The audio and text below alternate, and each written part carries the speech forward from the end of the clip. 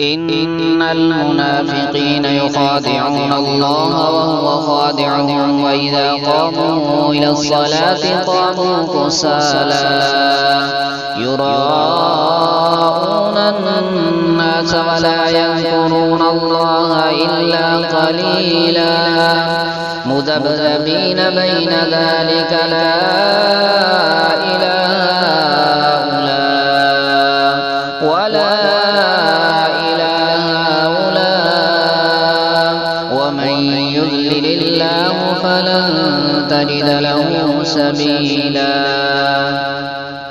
يا أيها الذين آمنوا لا تتخذوا الكافرين أولياء من دون المؤمنين أتريدون أن تجعلوا لله عليكم سلطانا مبينا إن المنافقين في الدرك الأسفل من النار ولن تجد لهم نصيرا